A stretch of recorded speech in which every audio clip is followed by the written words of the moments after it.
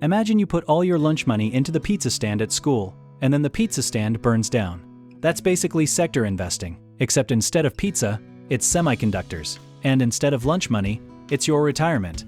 Sector investing means you pick a specific slice of the economy, like technology, healthcare, energy, or financials, and you pour your money into just that one industry.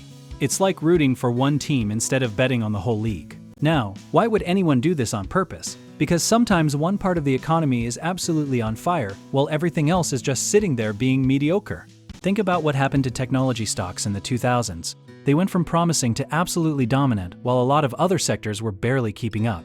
If you had put money into a broad tech fund back then, you probably felt like a genius at every dinner party. The big idea is targeted exposure, which is just a fancy way of saying you want front row seats to the growth, not nosebleed section tickets. You're not betting on the whole stadium, you're betting that the headliner is going to absolutely crush it. But here's where the plot twist kicks in. Concentration risk is very real, and it does not care about your confidence. When a sector stumbles, every single stock in it tends to stumble together, like dominoes wearing matching outfits.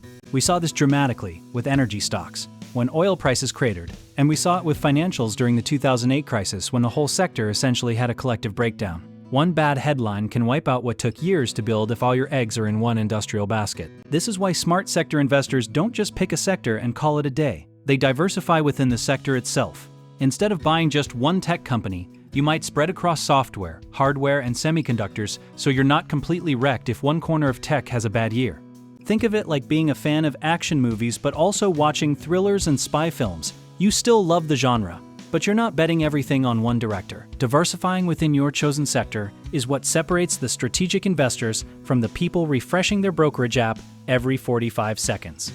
Now, timing is where things get genuinely tricky because sectors move in cycles tied to the broader economy.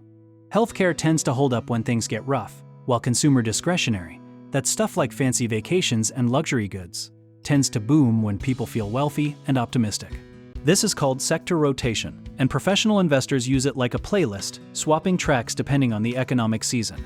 The dangerous part is thinking you can predict these rotations perfectly, because even the experts get it wrong with impressive regularity. A useful starting point is just understanding where we are in the economic cycle: early recovery, expansion, slowdown, or recession, and matching that to which sectors historically do well in those periods. You're not trying to be psychic. You're just trying to play the odds with a little more information than a coin flip. History gives us real patterns here. Utilities and consumer staples, things like electricity and toothpaste, tend to outperform during downturns because people always need the boring stuff. Meanwhile, technology and industrials usually shine brightest during expansions when businesses are spending and innovating. The honest takeaway is that sector investing can be a powerful tool when you understand what you own, why you own it, and what could go wrong.